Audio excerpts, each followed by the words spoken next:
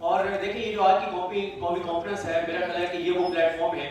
جس طرح سے اسد اللہ خان صاحب نے کہا کہ سیاستدانوں کو بھی سچ بولنا چاہیے اور صحافیوں کو بھی سچ بولنا چاہیے، ہمارے جیسے جو رپورٹر ہیں ان کو بھی سچ بولنا چاہیے، اور میرا خیال ہے یہ وہ پلیٹ فارم ہے جہاں سے ہم سب کو اپنے اپنے حصے کا کم از کم جو ہم نے غلطیاں کی ہیں ان کا اعتراف بھی کرنا چاہیے اور معافی بھی مانگنی چاہیے۔ جیسے اسد اللہ خان صاحب نے کہا تو، اور اسی لیے میں نے جلدی ان صحافیوں کے بھی نام لکھے جن کو عمران خان صاحب کے دور میں آفیئر کیا گیا ہے، جبری طور پہ گمشدہ کیا گیا، کیونکہ اب اگر ہمیں کسی چیز کی مذمت کرنی ہے کسی پولیٹیکل پارٹی کو تو اس کو اپنے دور کی چیزوں کی بھی مذمت کرنی ہوگی، اور ہم میں سے اگر کسی نے آج بات کرنی ہے، کسی چیز کی مذمت کرنی ہے یا بات کرنی ہے تو اسے اپنے ماضی کے بارے میں بھی اعتراف کرنا ہوگا۔ تو یہ بات سچ ہے کہ کم از کم میں اپنی بات کر سکتا ہوں، کسی اور کے بہاف پہ بات نہیں کر سکتا۔ کم از کم میں یہ کہہ سکتا ہوں کہ میرا وہ زمانہ جاہلیت تھا کہ جب ہم بلوچستان کی جبری گمشدگیوں کو بھی جسٹیفائی کیا کرتے تھے، جب ہم یہ کہا کرتے تھے کہ بلوچستان سے اگر کوئی جبری طور پہ گمشدہ ہوا ہے تو آخر اس نے کچھ تو ایسا کیا ہوگا کہ اس کو اٹھایا گیا ہے، ہمیں کیوں نہیں اٹھایا جاتا؟ تو اب جب پچھلے 2-3 سال میں جو کچھ پنجاب کے اندر، اسلام آباد کے اندر ہوا ہے،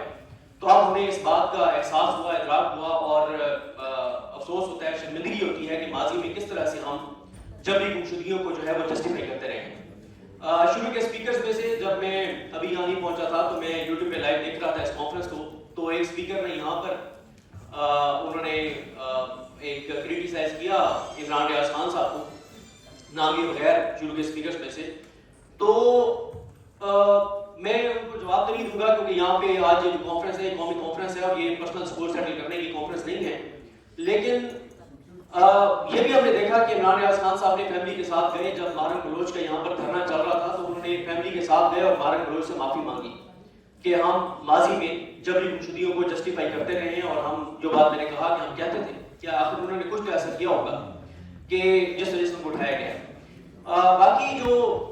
فیک نیوز کی بات ہے، بلکہ میں پہلے جلدی ان کے نام لے دیتا ہوں جن کو آفیئر کیا گیا، سوری اگر کسی کا نام میں مس کر رہا ہوں، جس طرح سے عمران خان صاحب کے دور میں۔ اور دیکھیں میں آپ کو ایک چیز بتاؤں، جب ہم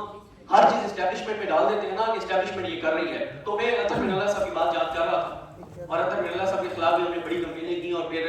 5-6 بار ان سے جب ملاقات ہوئی مصطفیٰ واسکو کے ساتھ، جب ان سے ملاقات ہوئی اطہر من اللہ صاحب سے، تو 5-6 بار ان سے معافی بھی مانگی کہ ہم نے آپ کے خلاف بڑی کمپینیں کی۔ تو میں نے ایک بار انہیں کہا، تو انہوں نے کہا میں تنقید کو جو ہے وہ کبھی مائنڈ نہیں کرتا۔ میں نے کہا تنقید اگر جائز ہوتی تو کوئی مسئلہ نہیں تھا، ہم نے تو ناجائز بھی آپ کے خلاف کمپینز کی۔ تو وہ ان کا بڑا دل ہے، بڑے جج ہیں۔ تو اطہر من اللہ صاحب ایک بات کہتے ہوتے تھے کہ ذمہ دار الٹیمیٹلی جو ہے وہ حکومت وقت ہوتی ہے، پولیٹیشنز ہوتے ہیں جن کے پاس اقتدار ہوتا ہے۔ یہ بڑا آسان ہے کہ تحریک انصاف بھی آج یہ کہہ دیتی ہے کہ اس وقت ہمارے پاس اختیار نہیں تھا، اور جو کر رہی تھی اس وقت اسٹیبلشمنٹ کر رہی تھی، اور اس وقت کیونکہ اسٹیبلشمنٹ کے جو بڑے تھے وہ اب ریٹائر ہو گئے تو معاملہ ختم ہو گیا، ہمارا تو کوئی قصور نہیں ہے۔ آج مسلم لیگ نون یہ کہتی ہے،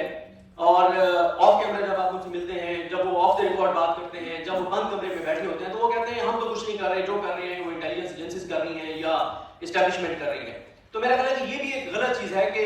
ہم لوگ بھی اس چیز پہ بات کرتے رہتے ہیں کہ اسٹیبلشمنٹ یہ سارا کچھ کر رہی ہے۔ اسٹیبلشمنٹ کس کے ذریعے سارا کچھ کر رہی ہے؟ حکومتوں کے ذریعے کرتی ہے نا، ان سیاسی جماعتوں کے ذریعے کرتی ہے۔ جب ہم ان سیاسی جماعتوں کو بھی ساتھ رکھیں گے تو ان سیاسی جماعتوں کو اس کی سیاسی قیمت ادا کرنی پڑے گی، ورنہ تو بڑا آسان ہے، کل کو نون لیگ کہے گی، جب کوئی صاحب ریٹائر ہو جائیں گے وہ کہیں گے جی فلاں سارا کچھ کر رہا تھا، ہمارا تو کوئی قصور نہیں ہے۔ تو کوئی بھی پولیٹیکل پارٹی، تحریک انصاف کو بھی اپنے دور کا اعتراف بھی کرنا چاہیے، معافی بھی مانگنی چاہیے کہ ہاں ہم اقتدار میں تھے، ہم بے اختیار تھے، لیکن ہمیں بے اختیار نہیں ہونا چاہیے تھا۔ اور آج کی بھی جو حکومت ہے وہ اتنی ہی ذمہ دار ہے جتنی اسٹیبلشمنٹ ذمہ دار ہے۔ جو کچھ کر رہی ہے کس کے ذریعے کر رہی ہے؟ اسٹیبلشمنٹ نے جو کچھ کیا وہ قاضی فائز عیسیٰ کے ذریعے کیا، وہ شہباز شریف کے ذریعے کیا، وہ محسن نقوی کے ذریعے کیا، وہ پیپلز پارٹی کے ذریعے کیا، وہ زرداری کے ذریعے کیا، آج بھی ان سب کے ذریعے ہو رہا ہے، آج بھی جوڈیشری کے اندر لوگ بیٹھے ہیں ذریعے ہو رہا ہے۔ تو لہٰذا ان کے بھی یہ بھی اتنے ہی ذمہ دار ہیں جتنی کہ ذمہ دار اسٹیبلشمنٹ ہے۔ تو عمران خان صاحب کے دور میں حامد میر صاحب کو آفیئر کیا گیا، نصرت جاوید صاحب کو آفیئر کیا گیا، مفتی اللہ جان صاحب کو آفیئر کیا گیا، اور اب میں یہ جو بات کر رہا ہوں ابھی جو پچھلے 2-3 سال میں ہم نے دیکھا، سب سے بڑا تو سانحہ ہوا جب ارشد شریف صاحب کو شہید کیا گیا۔ اور یہ ایک میسج تھا کہ اگر آپ پاکستان میں یہ سمجھتے ہیں کہ پاکستان آپ کے لیے محفوظ نہیں ہے اور آپ دنیا میں کہیں بھی جا کے اور آپ بات کر سکتے ہیں، تو آپ کے پاکستان نہیں دنیا کی زمین کی اب تنگ ہے۔ آپ دنیا میں کہیں بھی جا کے بات کریں گے تو آپ کو بات نہیں کرنے دی جائے گی، اور ارشد شریف صاحب شہید ہوئے۔ عمران ریاض خان صاحب جبری طور پہ گمشدہ رہے، ابھی جس طرح سے وہ پاکستان سے باہر گئے وہ بھائی ہے سب کو،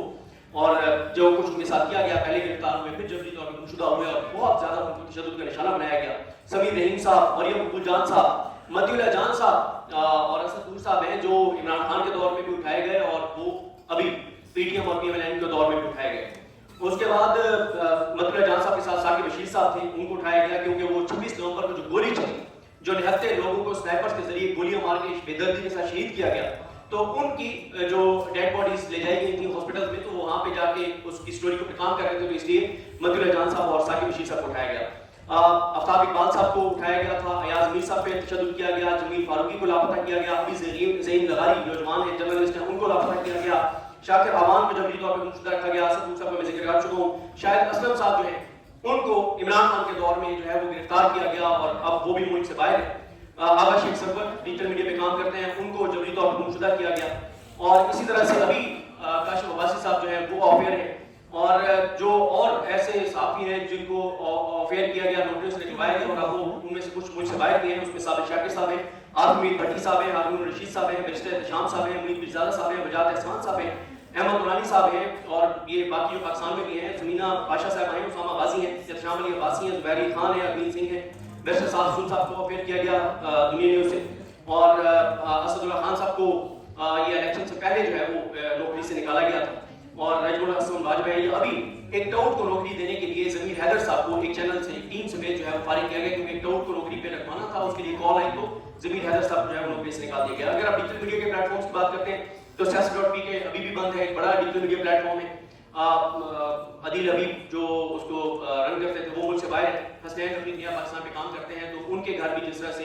4 دیواری کا تقدس پامال ہوا، تو بہت سے نام اس میں سے میں مس بھی کر رہا ہوں گا. دیکھیں میں بس اتنا کہنا چاہوں گا کہ اگر جو تحریک تحفظ یعنی پاکستان کا پلیٹ فارم ہے، ہماری بدقسمتی یہ ہے کہ ہمارے ہاں جو بھی صحافتی تنظیمیں ہوتی ہیں، جو بھی اس طرح کے پلیٹ فارمز بنتے ہیں، اسٹیبلشمنٹ ان کے اندر سے لوگوں کو مینیج کر لیتی ہے، ان کے اندر ایسے کمپرومائز لوگوں کو شامل کر دیا جاتا ہے. ورنہ یقین کریں اگر آج میں سب سے پہلے اپنے صحافتی تنظیموں کی بات کروں، اگر آج صحافتی تنظیمیں صحافیوں کے ساتھ سنسیئر ہو جائیں تو میں آپ کو چیلنج سے کہتا ہوں کہ کسی ایک صحافی کو کوئی ہاتھ بھی نہیں لگا سکتا. لیکن مسئلہ کیا ہے؟ مسئلہ یہ ہے کہ ہماری صحافتی تنظیمیں بھی کمپرومائز ہوتی ہیں، ان کے لوگ بھی کمپرومائز ہوتے ہیں. وہ اگر نعرے لگا رہے ہوتے ہیں، تقریریں کر رہے ہوتے ہیں، تو وہ بھی کسی کی ایما پر، کسی کی آشیرواد سے، کسی کی اجازت سے کر رہے ہوتے ہیں. آج اگر ہماری صحافتی تنظیمیں یہ اعلان کر دیں کہ اگر کسی صحافی کو، دیکھیں غلط میں بھی بات کر سکتا ہوں، میں کوئی ایسی چیز ہو سکتی ہے جو کوئی کہے کہ یار یہ فیکٹس کے مطابق نہیں ہے، یہ فیک نیوز ہے، تو قانون موجود ہے، یہ فیکا والے نہیں، دیگر قوانین موجود ہیں، آپ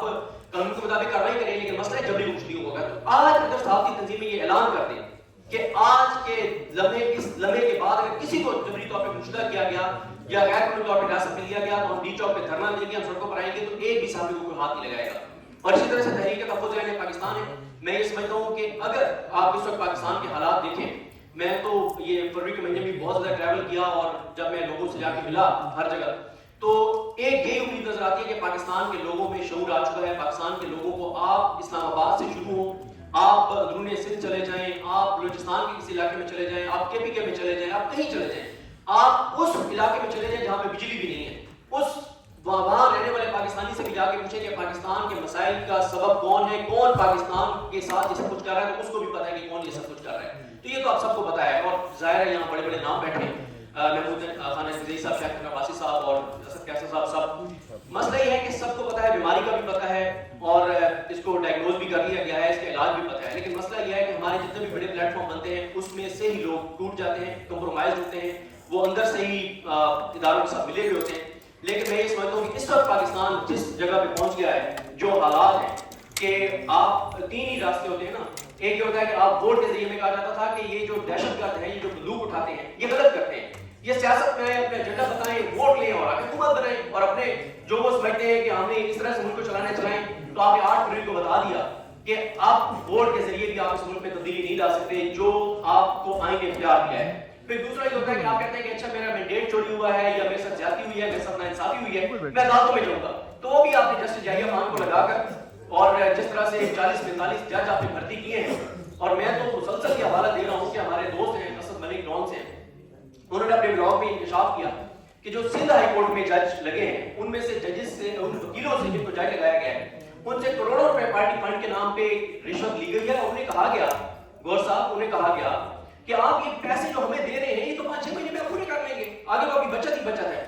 جہاں پہ یہ حالات ہوں تو وہاں پہ عدلیہ کا راستہ بھی دروازہ بھی آپ کے لیے بند ہو گیا. تیسرا ہوتا ہے کہ آپ سڑکوں پر آتے ہیں, وہ بھی 26 نومبر کو گولیاں مار کے بتا دیا گیا کہ اب ہم نے فتح حاصل کر لی ہے کہ 79 لوگوں کو ہم نے گولیاں ماری ہے, کوئی نہیں نکلے گا. تو میں سمجھتا ہوں کہ اس وقت تحریک تحفظ یعنی پاکستان جو ہے یہ پلیٹ فارم پاکستان کی بقا کے لیے, سالمیت کے لیے, پاکستان کے فیوچر کے لیے ایک بہت زبردست پلیٹ فارم ہے جس میں صحافی بھی اس میں آ سکتے ہیں, ڈیجیٹل میڈیا والے بھی آ سکتے ہیں, سب آ سکتے ہیں. لیکن مسئلہ یہ ہے کہ اگر تحریک تحفظ یعنی پاکستان کے لوگ اس ملک کے ساتھ مخلص ہوں, اگر وہ کمپرومائز نہ ہو, اگر صرف یہ تحریک تحفظ یعنی پاکستان پہ تحریک تحفظ یعنی پاکستان کے بہت سی شخصیات سے بات ہوتی ہے تو وہ کئی شخصیات مختلف لوگوں پہ وہ فلاں یہ دیکھیں فلاں پارٹی پیچھے ہٹ رہی ہے, فلاں پارٹی پیچھے ہٹ رہی ہے, کوئی پیچھے ہٹتا ہے اس کو ہٹنے دیں. لیکن اگر یہ پلیٹ فارم تحریک تحفظ یعنی پاکستان کا پلیٹ فارم جو ہے وہ اگر ملک کے ساتھ مخلص ہو کر, پاکستان کے لوگوں کے ساتھ مخلص ہو کر یہ موومنٹ چلاتا ہے تو میرا خیال ہے کہ کروڑوں پاکستانی اس موومنٹ کے ساتھ ہوں گے. ابھی کیونکہ لوگ اصل میں نا اعتبار نہیں کر رہے کسی پہ بھی, لوگوں کو لگتا ہے کہ ہر پلیٹ فارم ہر سیاستدان کمپرومائز ہے اور یہ بات میں دھوکہ دے جائے گا, کوئی چائے کے لیے چلا جائے گا تو کوئی کسی اور کام کے لیے چلا جائے گا. تو اس لیے لوگ اعتبار کرنے کو تیار نہیں ہے. لیکن جس دن لوگوں کو یقین آ گیا کہ تحریک تحفظ یعنی پاکستان کی قیادت پاکستان کے ساتھ مخلص ہے تو اس دن کروڑوں لوگ اس موومنٹ کے اندر شامل ہوں گے, اس کے ساتھ ہوں گے. اور میرا خیال ہے کہ تحریک تحفظ یعنی پاکستان کا جو پلیٹ فارم ہے, جو اس کا ایجنڈا ہے, جو اس کی گفتگو ہے, یہ پاکستان کی بقا اور سالمیت کے لیے بہت ضروری ہے. بہت شکریہ.